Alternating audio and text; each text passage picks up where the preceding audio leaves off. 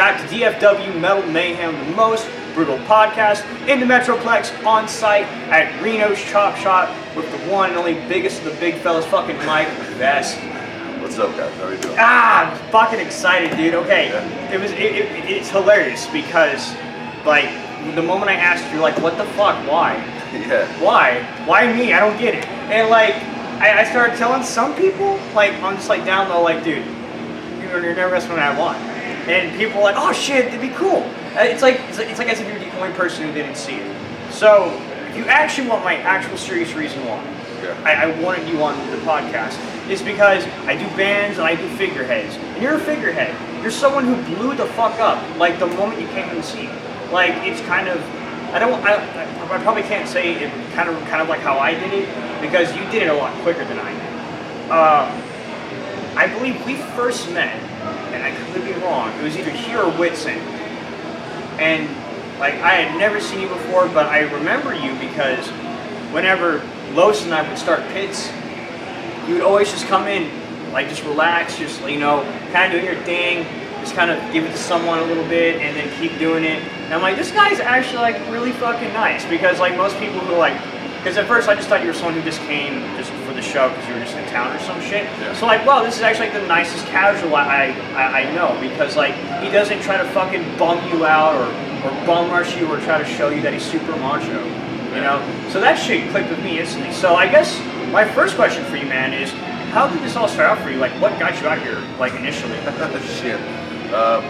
Well, we'll say this without getting in, you know, too much detail. It's the end of one thing and the beginning of another. When that life for me ended, I just needed to be around some loud, angry, aggressive music, and I remember from my younger days this being one of the only places that I knew of for sure that I was going to find that.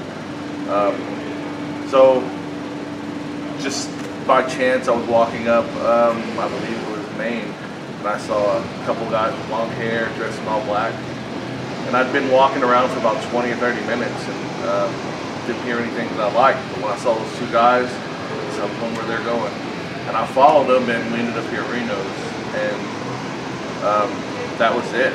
The first night I was here, I got in my first pit with Carlos, and he put me down 3 times that night, twice in one song, and then a few songs later I go back in, and there he was, put me on my back again. And sounds about right. What's great is the impact wasn't the part that hurt. Actually didn't hurt at all. It was more of just a flash and I'm on my back and there's Carlos helping me up. And that continued to happen for, you know, a few more weeks. You know, I'd come out every weekend and kept seeing Carlos. The first time I saw you was here at Reno's. It was probably late December. We got in a mosh pit together, and I remember going in, hitting people, blah, blah, blah, coming in, I was stepping out, and I remember watching you go around, and the way you moved, man, I was like, yeah, man, I want to be able to do shit like that. So, I appreciate it. Yeah, dude, you've always had some pretty good style in there, man. I tried. I tried to copy everybody that I saw, and it just didn't work, man. I could get slid by damn anybody, man. The wind would blow, and there I'd go, man. I had little to no mosh experience when I first started doing this stuff. So. Yeah. Well, now it's crazy because now we fast forward to now, and not only are you really well known in the community, about like 80% of people that are hitting that door on Fridays and Saturdays saying, what's up, you're always having conversation with someone. I actually could be wrong on this, but just from what I've noticed and observed, you, from the moment you came into now, you have been recognized by even the pit bulls. Like you weren't in here for so very long, and you were in, like, you got a prospect shirt almost on the get-go. It was just like, as you said, it was just like you kind of had like the perfect storm. You were super respectful, super nice, and then you come in and, you know, everyone recognizes you, Carlos especially. And then it honestly just kept going on from there. I remember we got our prospect shirts within 1 month of each other. I got mine after you guys did. Yeah. And I mean, it's just so crazy because now you are a bona fide. You actually wear people. You rep it well, dude. You're one of, we definitely, in my opinion, we definitely need more members like you. Thanks, man. You know, so, but, I mean, you know, but beyond just that, you know, you're a fucking shit postman. And I love it because I try to do that shit every fucking day. Yeah. Every fucking day, dude, just sharing some ridiculous ass shit. And it's hilarious, dude. Yeah, yeah. I don't know where that comes from. I think it comes from me, you know, when I was younger, you know, toddler. My uncles were, you know, 10 years older than me. So we were teenagers when, you know, during my most influential years as a human being, I've got these knuckleheads getting me in trouble, you know, picking on me, just bullying the shit out of me. And it wasn't in a bad way. It was always in a way that I can look back at it now. I'm like, yeah, that's fucking fun. You know, that's good shit. And I think that, and kind of growing up with them, and then hanging out with their buddies and hanging out with older people, I kind of picked up, it's an I don't know if it's overdeveloped sense of humor, but it's a different level of sense of humor. I kind of look at something that's funny, and to me, there's different tiers as to why it's funny. It can be like just a horrible, you know, horrible joke, and it can still be funny to me because of the way I look at it.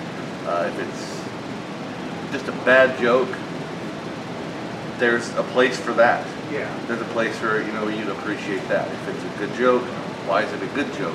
Break it down, and usually I do that with everything I see. And why is this funny to me? Look at it, let the wheels turn, and oh, okay. I like this about it, this about it, this about it. I think I need to post this shit. Dude, it's actually when you bring that up because you're right. It's like almost anyone can find humor in about anything. I remember just posting that fucking stupid bee, like the fucking bee in the red box on Facebook. I just put that one time, boom. Got like 10 laugh tracks. Like, what the fuck? It's just the letter B, but there's a story behind it. There's a story behind all this shit. You know what I mean? And so, I don't know. I appreciate a good shit posting. So, you know. As do I, man. I mean, those memes and bad puns, sometimes you could be having the shittiest day and a bad pun, a dad joke, can pull you right out of it. Even if it's not, you know, right then, you know, you could be later on thinking about it, you're like,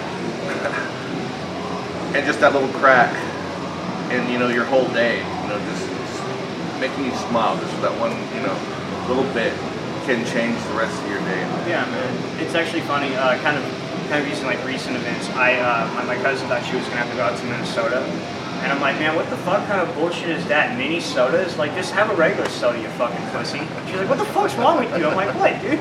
You know, just some dumbass shit we say when you're high as fuck.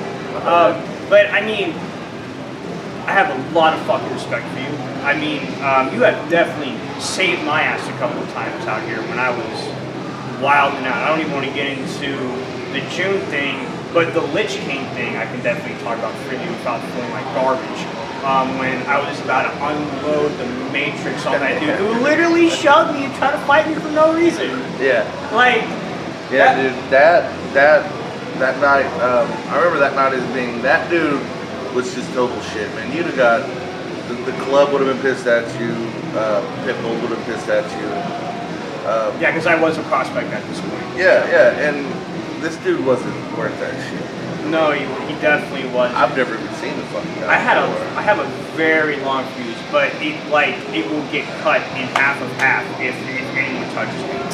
Exactly. So yeah. I'm like, bro, no. Yeah. So like, I was that close, but he fucking got me out, and I was still kind of adrenaline pumped. So I was like, you're like, Billy, it's cool, dude, it's cool. It's not worth it. It's cool. Yeah, man. We went outside. We went to Reno's. And everything was chill as fuck after that, man. And, you know, without going into too much detail, if it wasn't for you on June, I would have went to jail. There's no way I would not have went to jail. I mean, you know, I didn't make the best decisions afterwards, but, you know. I look at it like this, man. You're still under 25, right? I'm 24, yeah. There you go, man. All this shit you're coming into, everybody's already done.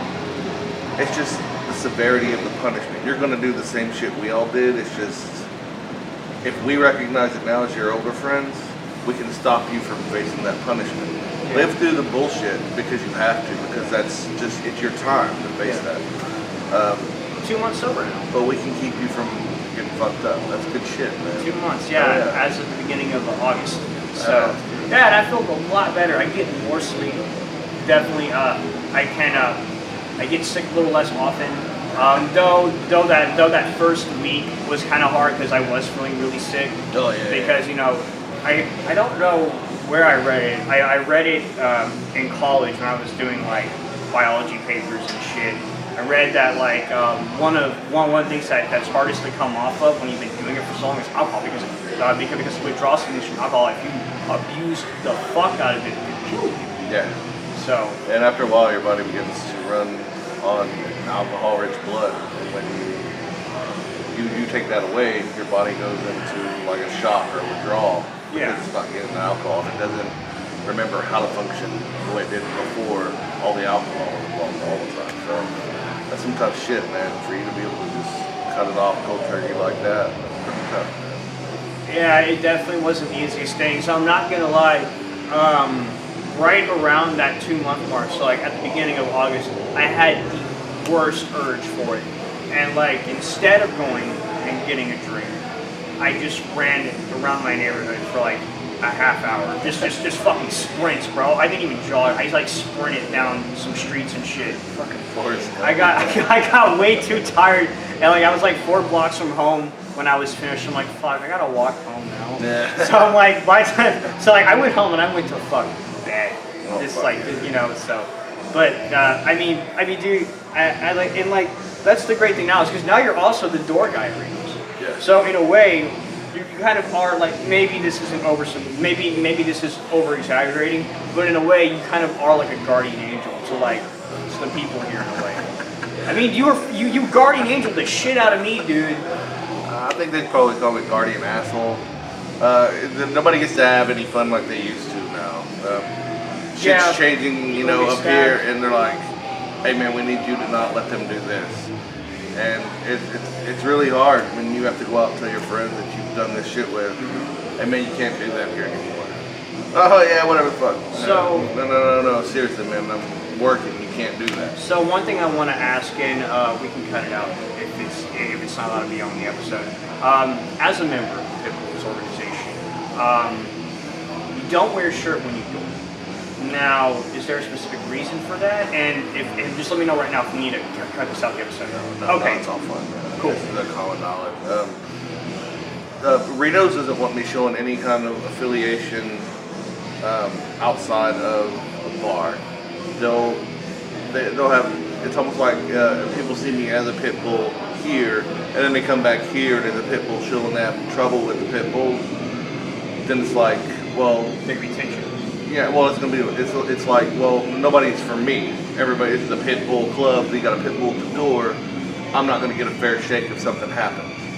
So they don't want any affiliation, with an outside club. They want everybody to be neutral when you work in here. Okay. That way, pit bulls have a place. Regular, Joes have a place. Weekend dicks have a place. Exactly. Yeah. So I was asked to not wear it. Not wear the shirt. Probably gonna get in trouble with wearing, the hat. But keep it to the back.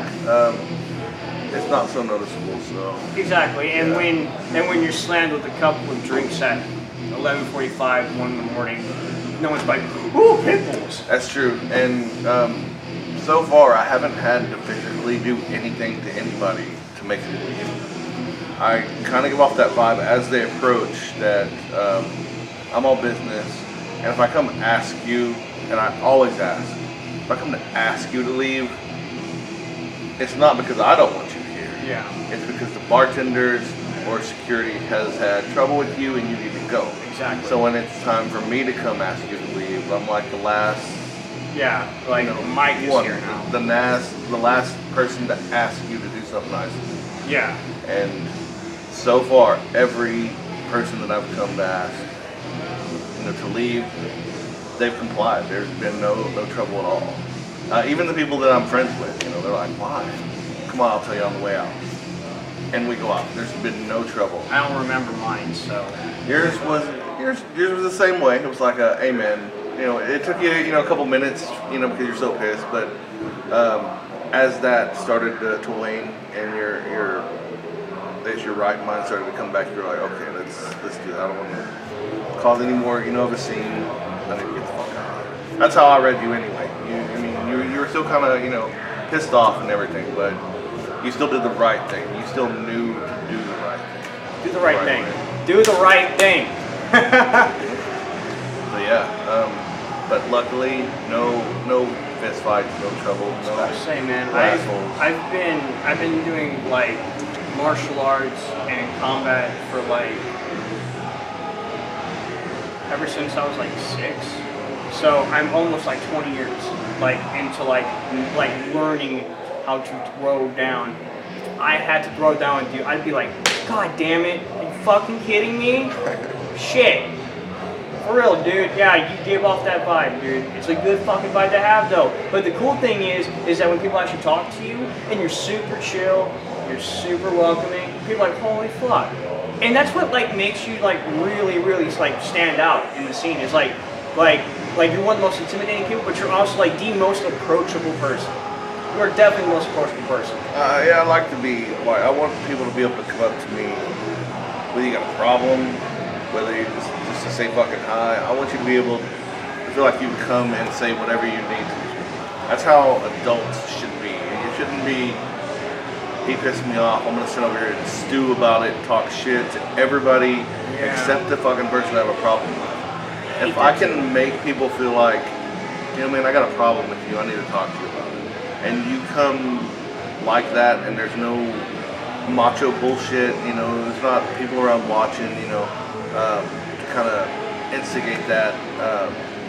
As long as we can do that, if I can make you feel like you can do that, that's my goal. I want everybody to be able to come to me, you know, if you have a problem. Like think about going to shows and you disliking people that you know you're gonna see, and there's just all that unnecessary tension, and it's ridiculous because you're gonna be coming out here all the time.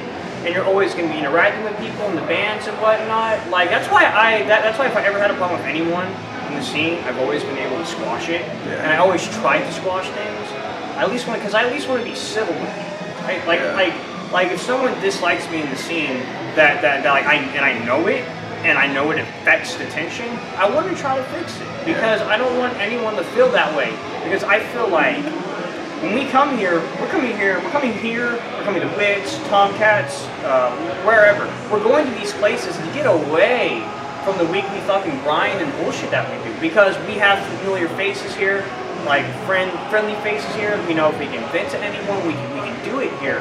So when you have to go from the place where you're trying to get away from to a place where the place where you want to get away from, but you know there's going to be that one person.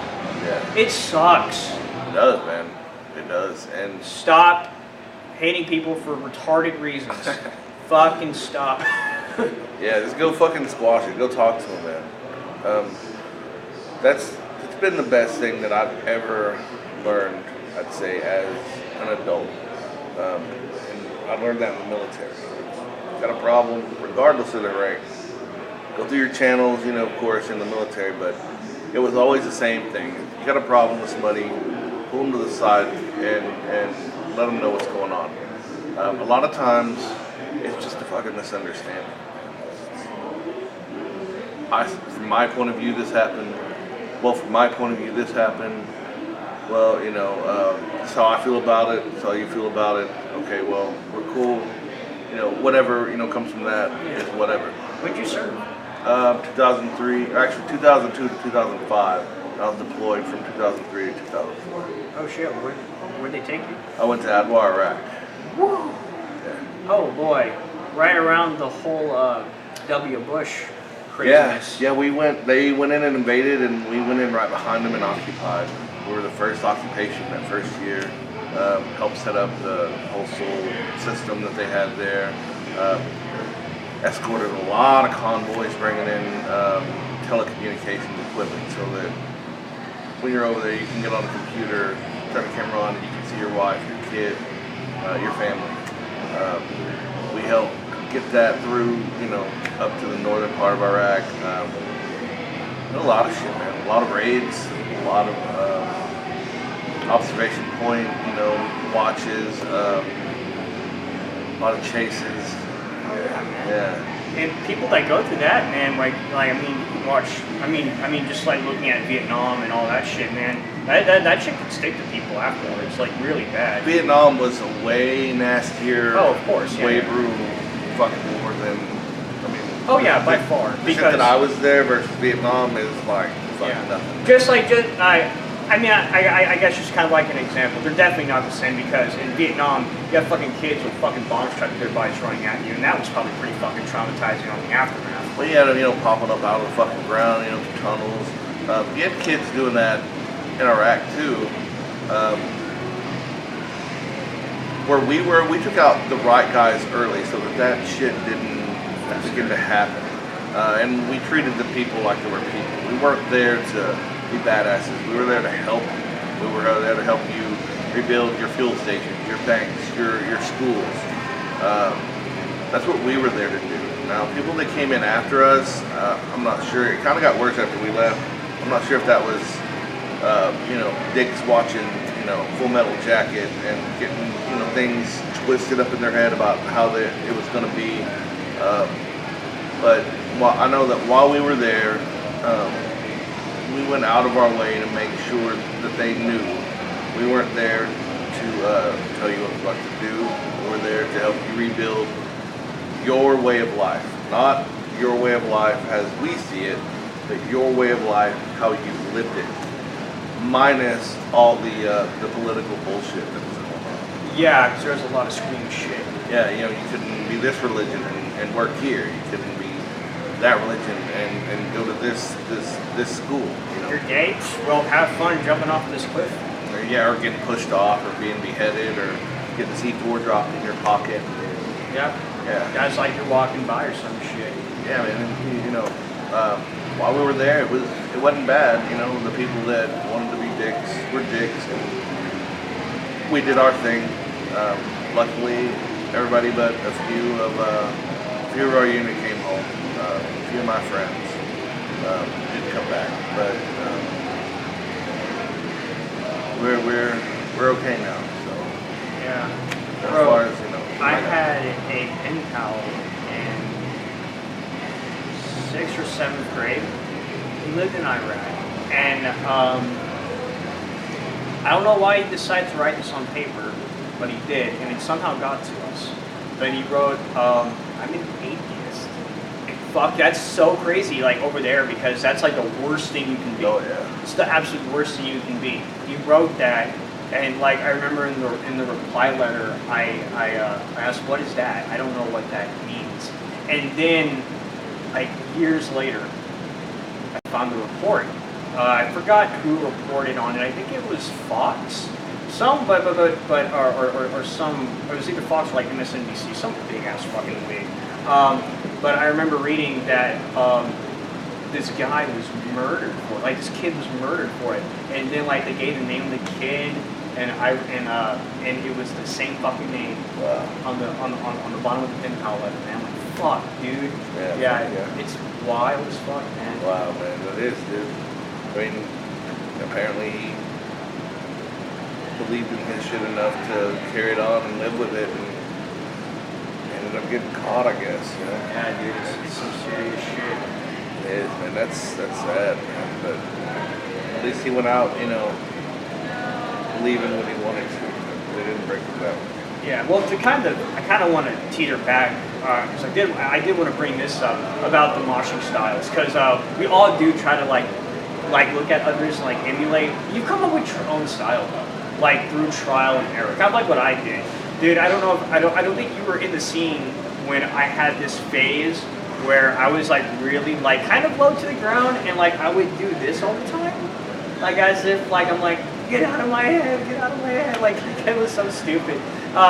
And eventually, like I almost broke my finger on someone's fucking shoulder doing that. I'm like, okay, time to change everything again. Yeah. But your style is crazy, man. I love it because it's like a slow trot, but for your size, you're pretty low to the ground for your size. Yeah. And so, you know, it's like especially difficult for like anyone to like bypass you.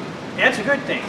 It's a fucking great thing because people try because people will try. People either like glance off. Like I always glance the fuck off you. Even when I try to get in, I'm just like oh okay, cool. We're going this way. I'm gonna go rubber band to that motherfucker over there. Steve's the same way too. Yeah. Except Steve does this like really intimidating like front lean. Yeah, and that goddamn stomp. He'll step out in front of you and hit you with his hip. Yeah, dude's a wrecking ball, man. I don't know, man. I kind of copied it from everybody, and the person that helped me the most, he was like, it was almost like my sensei, man. I called him sensei forever with Les. He's like, you know what, man? We're both big guys. We both could, have a similar style. You just need to do this. And he would show me these things here and there all the time. And he was always open to, when I'd come ask him a question about it, he never got bothered by it, never got pissed by it. He was always, if I had a problem and I couldn't figure something out, he'd say, why don't you try thinking about this? And 99 times out of 100, it fixed everything that I couldn't figure out. And he basically taught me, his saying was this, he goes, you're a blunt object in there, you're a hammer. He goes, you don't have to be. He said, you could be a fucking scalpel if you want to. He goes, it's all how you want to go in and mosh. He goes, you can go in and blast everybody, but you're gonna end up getting hurt. You're not gonna last very long. You go in, you give them a target, and if they're an asshole, they're being an asshole in the pit. You give them a target, and they miss that target, no matter how hard they try. But then every time it's your turn and you stick the shit out of them, you're gonna set that dude down or stop his bullshit in one, maybe two songs. Yeah. He goes, and you're gonna get out of that pit at the end of the night, not being all stiff, not being all bruised, not being all fucked up. He will, but you won't. Yeah. And he's like, use your head a little more versus just going in and killing people. Because you can probably kill everybody that's in the pit. Les had a really good style with that too. Like Yeah. Les would be like really low to the ground. It was kind of weird. His back would kind of do like a very slight U shape. His head would be up though, and like the way he would do turns really good. Though it did kind of involve him kind of spooning into the crowd a little bit. He kind of used it as like a really good trajectory to pick up speed. I always enjoyed it personally, just watching it. Yeah, he made it feel like even though you were on the ring and you weren't in the pit, you were still in the pit. You were still getting some kind of contact, and it wasn't asshole contact. Oh no. You weren't spilling your shit. You could stand there on the ring and he'd come by and bump you and, oh, hell yeah. And your drink's still in the fucking cup. And If you you're drop not your pissed. drink though, you're beta. If you drop your drink, you're beta. I'm sorry. It happens all the time. I'm calling people out on it. If you're in the middle of the floor and people are moving around you and you just stay there and then you get your drink knocked down, you are beta as fuck. Just saying. Oh, dude. I'm very unapologetic, man. You know this shit. I am very outspoken. Yeah. Don't be a beta. There you go. But I think you being a member of the Pitbulls opens up huge possibilities for the group. The reason why I say this is because you are one of the people in the organization that want to get to know the hardcore crowd really well. Yeah. As opposed to maybe some members really just don't care. They never want to go to a show like that or interact with the people. You are somebody who has absolutely no problem wanting to talk to people, meet those people, go to the shows. I think there's actually a really good show here in September that's going to have a lot of those bands like Cutthroat Conspiracy, The Beautiful Exchange, I think Collapse into Chaos plays that show. Like a lot of that, like a lot of the big hitting bands like Forget Conformity, all those big hitting bands are like playing at Reno's, I think like September 15th or something. Perfect opportunity for us to come out in a place we're familiar with and mingle with the crowd who doesn't come out here as often and try to, post some connection, because I've always been curious too. I honestly, this is a spoiler now, I booked a lot of like bands from that style on the podcast in the later weeks coming in, because I want to get to know, and I respect the fact that you do too. Yeah, man, it's a pit, man. You shouldn't go into a different style's pit and expect your style to control it. If I'm going to a hardcore show and they're hardcore dancing, I don't know how to do it. I'm not going to get in that pit unless I can avoid them and do my thing, and they understand I'm not there to try to blow you up. If anything, teach me how to do this shit so I can come in and do it with you. Yeah. So that, when I go to a hardcore show, I can match your style to the band, to the scene, to the pit.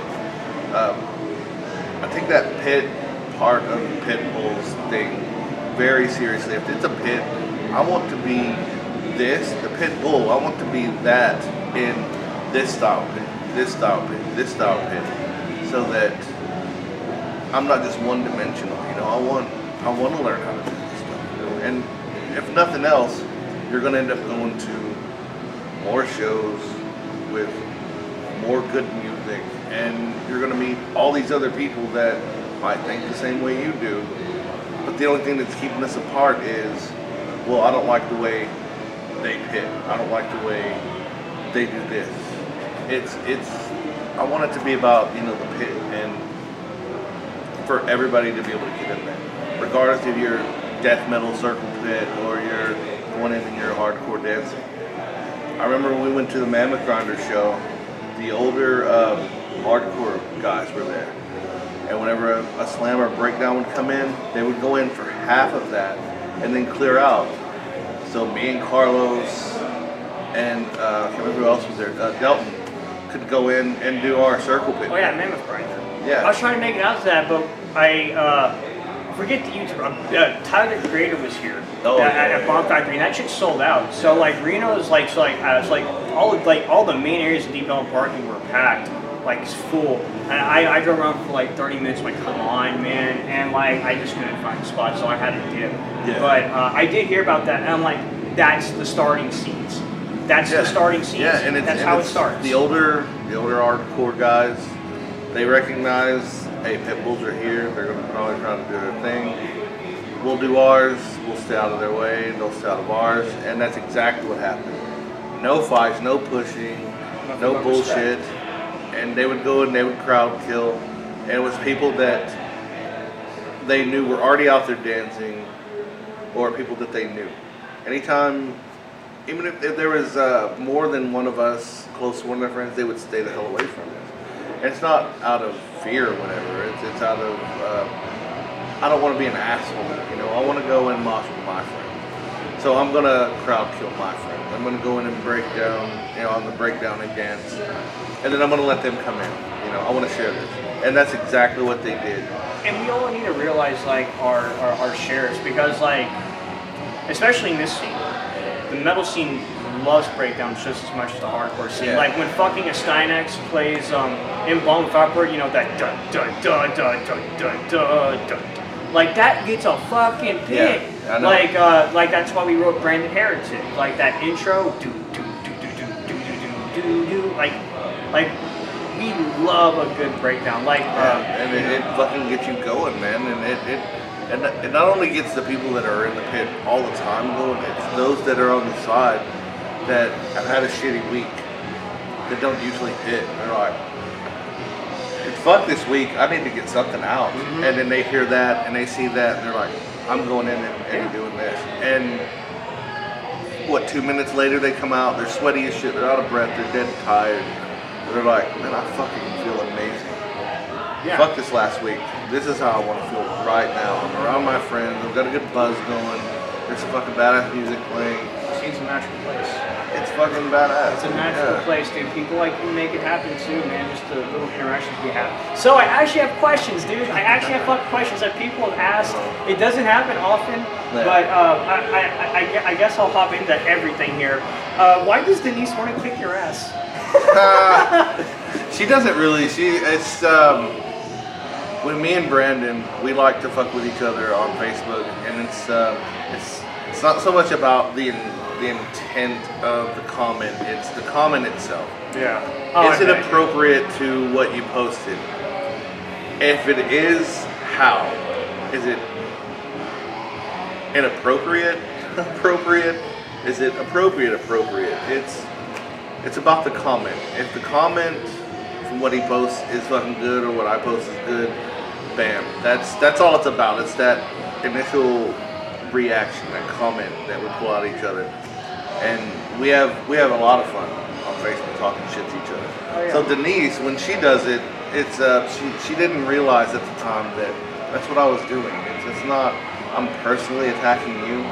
It's I'm replying to your statement with this comment, and according to your comment, how does this tie into it? Yeah, Denise, what the fuck? Yeah. Yeah, all because you're shorter than 5 foot, you think you're running a little? Huh? No. Or whatever. How's the weather down there? I can't say that I'm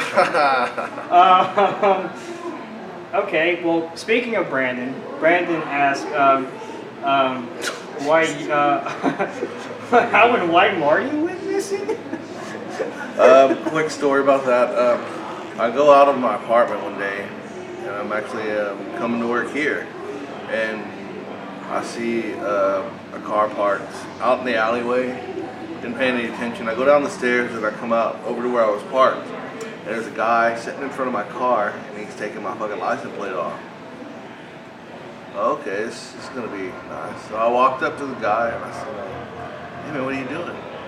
And his reply was, "Yeah, Marty said I could take this license plate. Marty said you could take my license plate." "Oh, this is yours?" "Yeah, man." He's like, "Oh," and he had just got it off, and he started to hand it to me. I put that shit the fuck back on, dude. So he puts the shit on, and he's already scared because he got caught. So I walk around behind the guy while he's down, squatted down, putting the shit on, and I push my legs up against him. I'm leaning, right against him while he's putting the shit back on. He's shaking, he's scared, and didn't do shit to the guy. Didn't touch the guy. I was like, "What the fuck are you taking shit for?" Oh, blah blah blah. Like, you got kids? Yeah, man, fuck them too, dude. Fuck Marty. And he put that shit on, and I put that shit on Facebook, and everybody thought it was funny that I'm right. Marty and his kids. I remember that now. All that, man. Fuck your kids too. I remember that. Yeah. Holy shit. That was goat. That was goat comment. Dude, he just didn't fucking care, man. He just hauled ass, and I saw him, a few minutes later at a gas station by my house, and he was fucking with his door, and I walked up behind him, and he turned around, and I was right there. "Hey, where's Marty at?" And he just looked at me and just hopped in his shit and tore ass off, and I never saw the guy again. Damn. Yeah, weird little fucking day. Marty. Yeah. Fuck you, Marty. Yeah, Marty. And your fucking kids. Asshole. And that guy's kids too. And that guy. Yeah. Okay. My boy Kyle, the most random shit. Would you rather be a green army man or a tan army man? Bro, have you played the PS1 games? I'm just saying. I don't know. I guess a green one because that's the ones that I've seen the most. What the fuck, Kyle? Fuck, dude. Yeah. If you ever play the PlayStation 1 games, you play as the green army man and you kill the tan army man. Come on, man. We'll get to Joseph in a second because he actually panned me questions. Wow, a serious question from Lance. Fucking gruesome thing. Alright, what's the best quality for a band in the scene? In your opinion, what does a band need to bring to the table to be successful in the scene? I think probably music that everybody can relate to without compromising what what your vision of your music is. You can have where it's some people don't like technical music, you know, and a lot of guys that's what they want to play. So a lot of people, if they don't like that, they won't come to them. I think it's just being relatable to your crowd. Without me being a musician, you know, that's kind of hard for me to say. I think as long as everybody likes guys in the band, 99% of the time, I think they're gonna like the music. Yeah. And if the music's good, then they might not like all the guys in the band, or even like any of the guys in the band. But the music is that good, and they have a good time with their friends out there in that world. I think that's something too. So that's a fun. I'm not a musician, but I will say be humble, thankful, and you don't have to walk out with your chest puffed, man. Like you know, every time Scorcher plays, I'm always like, hey, thanks for coming out, guys. I fucking love you all. It's awesome to see all my friends here. Yeah. You know, let's fucking get down. Let's have some fun. You know, no one is bigger than what they think they are. Yeah. At all. Yeah. Nobody is. Yeah. And I think with everybody being friends with everybody in the scene, that's a big deal itself. You know, just don't be a dick, and people are gonna come. They're gonna like the music. If it's good. If you put everything you have into it, people are gonna feel it. All right. Next comes from Marco from a fucking Apophis. What's your favorite genre? Well, I don't know, man. I'm listening to a lot of different shit. I'm listening to a lot of grind and death grind. And there's some black metal that I fucking love. Black and thrash. Cameron Smith turned me on to Nora Awar. They're fucking badass. Every time I'm around that dude, he's always got some fucking badass black metal playing. It's like, who is this? Oh, this is so and so from, like, it's usually from like the 80s or something, or 90s. It's like old school shit. I felt the same way about Christopher from Incinerator when I had him on a couple episodes ago. Huge thrash junkie. Like, he probably knows about the band, the thrash band that formed in Arkansas last week in a fucking parking garage. Like, he knows those guys. Yeah. Like, so I love people like that. Like, people that drop like fucking massive amounts of knowledge on you, and you're like, oh my god, what do I do with all this shit? Yeah, you can't do nothing but kick. You're like, I gotta work through this myself. Yeah. And I don't know, thrash has always had a big place in my heart. Anything really that I can fucking mosh to. Stomp shit. Yeah. Shit. It doesn't matter what it is, man. If I can mosh to it, then yeah, I'm into it. Okay, Trey coming out with the fucking unexpected question. Who is your favorite Bengal and why is it Susanna Hoffs? I've had a crush on that lady since I was a fucking infant, I think, man. See, I'm starting to get emotional talking about it. I don't know, man. I love that. She's just fucking hot, dude. Yeah, I'm like all emotional, man. What the fuck? She's yeah. Every time I see that video, I just stop watching. You try to talk to me, I'm like, shut the fuck up. I just get lost in that little 2-minute clip. Yeah, it's just something since I was a kid. Is this what happiness is? I remember being legitimately bummed out as a kid that, like, the realization that she's an adult and, like, lives somewhere else in the world, and I'm never going to meet this lady. She's never going to be my girlfriend. I'm, like, totally bummed out. I'm, like, 8 or 9. We all, dude, I felt that way about Eva Mendes when I was a teenager. Oh my god, you have no idea, dude. Dude, yeah. Alright, Carlos. Fucking love you, Carlos. Exploder! Exploding. Did you ever decide on a name for your bicycle? That was like more of a smart ass post than anything. And people that live around the neighborhood that I live in, they're like, yeah, we should really do this. We should really ride bikes all the time. Maybe get T-shirts. And I'm like, yeah. Well, it's kind of, you know, Big bike. I was just being a fucking smartass, and now everybody's wanting to do it. And I'm like, shit. I guess I'm gonna have to do this. That's how sculpture started. Well, see, now that I ride, I mean, I've only been riding for a few weeks, but now I got my shit fixed. It's like, this is like actually fucking seriously fun. Yeah, dude. So I think that's a real possibility. I don't know if we're gonna be a little gang or whatever, I will but say. I think I'm gonna be riding with the people that live around me quite often. Yeah, I will say. When you're riding a bike as opposed to like driving your car, you don't see more of the world, but at the same time you do. Yeah. You notice more things. It's so crazy. Like it's like you're immersed in it more versus just driving through it. yeah, exactly. You're kind of seeing all the smaller details in life, and Hell yeah. it's another way to stay humble, in my opinion. Fuck yeah. Tyler asking a random question. I have no idea how you would know the answer to this. Why don't Bantam come to Hawaii? I don't want to swim. You gotta fucking swim. It's fucking expensive. Yeah, dude. I mean, goddamn, a hamburger over there is like, what, fucking $12. What? Are you What was serious? this? It's fucking Hawaii. How do you get stationed in Hawaii, your first fucking permanent duty station? Sucking Bill Sergeant. Are they trying to keep the spirit of King Kamehameha down so he doesn't come back and haunt the island or some shit? Yeah, they send the Freddie Mercury's reincarnation over there to keep him quelled. Soothe his soul? Yeah. There's Freddie Mercury. We'll blow up on these fuckers today. I love you, man. All the best. Yeah, dude, we can't wait to see you back. I think he said he's coming back in December or something. Yeah. Fuck yeah, dude, come back.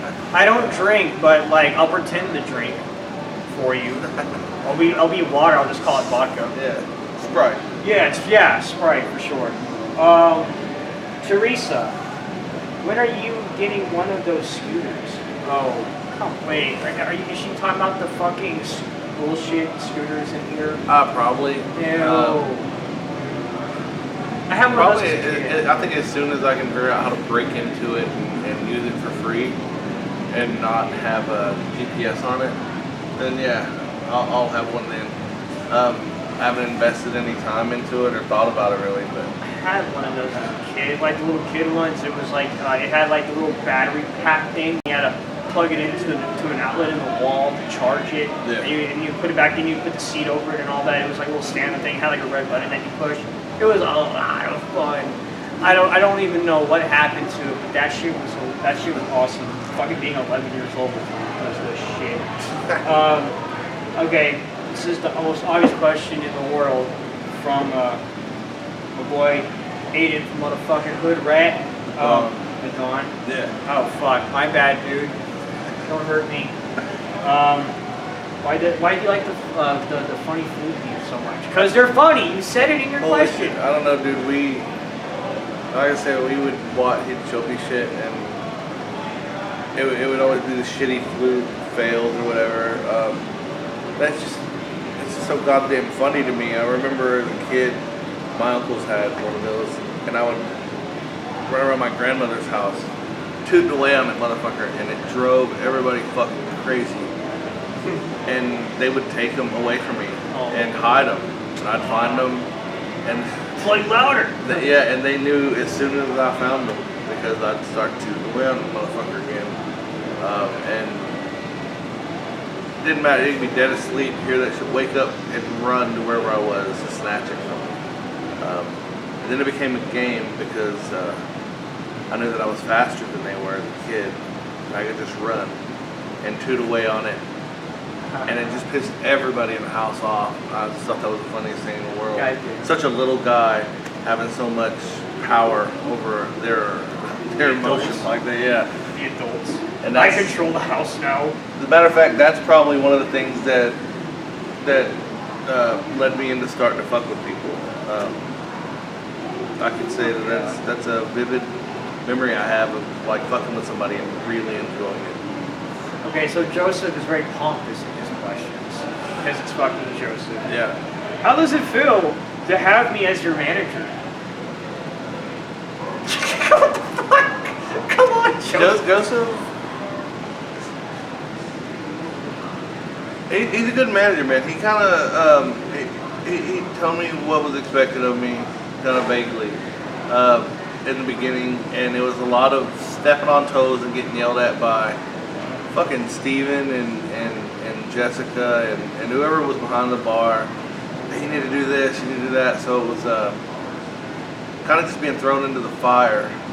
But when shit got too hot, he was always there to kind of, I guess, cool shit down, you know, to tell me, hey, before anybody says something, make sure you do this. Or make sure you watch for this. He's kind of a, I guess, if it's the right term, I guess a satellite boss. He'll kind of sit back and watch you, and he'll let you fuck up. But before it gets too bad, he'll step in and like teach you not to do it and fix it at the same time. He makes you learn. Yeah, and he never puts pressure on you to like be an asshole or to be a certain way that you're not. He wants you to do your job to the best of your ability, using the abilities you have. If you're a tough guy, go be a tough guy. If you're somebody that can use your words and your language and your, I guess, status with whoever that is, use that. But just get what you got to get done, and that's really all I care about. For sure. Yeah. Okay, next question. God damn it, really? When checking IDs, why aren't you outside? LOL. It's fucking hot. Yeah, dude. It's hot. I'm not back here where it's dark and the fucking AC's blowing and the band's blowing. I'm out there where it's fucking hot and maybe 10 people go out to smoke when it's really fucking hot, and you want me to sit out there when everybody's inside? Can't do it. What if something's happening inside while I'm outside? Yeah. So I need to be inside where it's cold. Yeah, what if someone's about to throw me into the wall? Joseph, you don't want Mike to save me? I want Mike to fucking save me. See, that would be Joseph's shit too, because that happened back here. So then you got Joseph and Steven, and then I'm pretty sure Joe. I'm pretty sure that guy hit the wall before me. But the final one, and this is kind of the one I kind of wanted to end everything off on. Mike Vest Productions. Or Promotions, I'm sorry, Promotions. I don't know where the fuck that came from. That just ended up on a flyer one day. He'd asked me, hey man, you know any bands that might want to play? And I know a lot of bands, but it was such a short notice that it was really hard to find somebody. And because I think I helped out, or at least pointed him in the general direction where he could find somebody, he said, I'll pay you, or I'll put your name on flyers. I ain't gonna do any of that shit, man. Just whatever. You end up doing it Well, anyway. here we are, Mike Vest Productions, and seeing the flyer. I'm like, I did this. Oh shit! Hi everybody. Sure, I'm yeah. the promoter. Fuck. What do I say? Yeah, and it's like I would know nothing about that. Well, is it something that is it something that you would be possibly interested in? Maybe if I learned how to do it, and it's well understood between me and other promoters and bands that, sure, we're in competition with each other, but that competition with each other shouldn't hurt the scene. I don't want there to be a really badass show going on someplace and a really badass show going on another place and splitting that shit up. I'd rather have it to where each weekend there's at least one badass show that everybody in the scene, Fort Worth, Dallas, even fucking hardcore, side, this is a bad enough show, we want to go to this shit. Where everybody wants to come to that shit. Yeah, it is a double-edged sword. We have such a powerful scene. We have so many good bands. Like tonight, for me, I'm going to Arlington tonight because I've never seen Still Bearing Hand live or Nightfall live. Oh my god. I know. So but take a picture of your face before you go. Yeah. Because from Still Bearing Hand, from that first note until the last note, it's just melting your fucking face off, dude. Those guys go hard as fuck from beginning to end. Wyatt, how he fucking plays, I don't know. He doesn't look at his shit. He sings and he fucking bangs his head the whole time. He never once does this. Damn. Ever. And he never fucking misses a note. He's never slow. It's fast. It rips. Everybody in that band fucking kills it, dude. They're so good at what they do that I don't even think they have to try to be fucking bad. Knife Cult just fucking, that's just an assault on you from the beginning. It's a constant, it's like being in a washing machine full of razor blades, dude. Yeah. Yeah, it is. You're gonna, if you go into a pit in what they're playing, you're probably gonna get some, you're gonna get a lump. And it's not because somebody's being a dick, it's just because it's so fucking wild, dude. Sunshine Bar is a small place. It is. It's a small place. I used to drink there a little bit when I was in college. I've been maybe once, I think. Yeah, I think so. But, dude, for you, you're gonna see them and you're gonna be quite fucking happy. I can't wait. You will not fucking want to miss them anymore. But yeah, that's in Arlington, and then you have a really good show here at Reno. The Splashers Go Vomit is having a new lineup. Fucking Jacob Marshall on vocals. Holy shit, it's gonna be cool. Sworn to the Sword is gonna be here. I forget the big band that's playing tonight, but yeah, I don't look anymore. With me working here Friday and Saturdays, it's like if I look to see what's going on, you'll get bummed out. Like, oh, yeah, I just get bummed out. You know, I can't. Let Mike see Skull Archer on the David Compost Brutal Day Bash, please. Oh no, I won't be working that anyway. It's mandatory. Fuck yeah! Sorry. I can't wait. I'm gonna make everyone stomp that round 2 shreds, dude. Oh, because we'll have a new song by then. Oh fuck yeah, man. And then at Wits End, you have the classic STD, Electric Vengeance combination of Chemicals and Empty Shell. So there's like a lot of really good shows, and it's like there's always gonna be some level of competition. Like, and you already know this because I was talking to you guys about it at Dizzy's when we all gathered for Diet Feast and all that. I'm really on the cusp of getting DFW Metal Mayhem as a promotion company. So I'm gonna start doing this shit too. Yeah. So I'm kind of in the same boat as you if you ever decide to kick the banter on it too, man. And I love competition. I love friendly competition. So I don't ever look at it as a negative way at all. Yeah, and you know all the promoters around you either know or you're already fucking friends with anyway. Yeah, exactly. It's like, why dick over your friends? Yeah. Like, if I ever became a promoter, there's no way in hell I'm ever fucking gonna dick over Joseph or fucking Tyler Berry. Love you, Tyler. I love Tyler too. That's my hetero life mate. Oh yeah, I love that guy. He's a sweetheart. He's got a special place, man. Fucking empty goddamn shell. Holy shit. Kalia? Yeah. Come on, dude. How do you? If you don't like the guy, you at least gotta fucking like the bands. One or the other, if not both. Exactly. With me, it's Empty Shell, just a little more than Kalia. Same. But Kalia's fucking amazing. Don't get me wrong.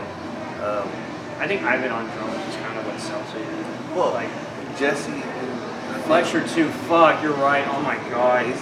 Those are like two of the best drummers in the fucking scene, dude. Rapid Phase. Jesse Fletcher's a demon. Like we have so many good musicians here. He looks like I always thought he was like a dick, but he's not. I just wanted to. I mean, how you do it? And nicest fucking guy in the world fucking come out. I was like, I've never been wrong. So wrong about anyone in my fucking life. Hey, it's always good. Nicest fucking guy. So it's gonna be wrong on the shockingly positive. Yeah, hell yeah, man. Mike, dude, this has been a lot of fun. Now you know why I wanted you on. Now after through all this conversation, do you get it now? No, I don't. The fuck?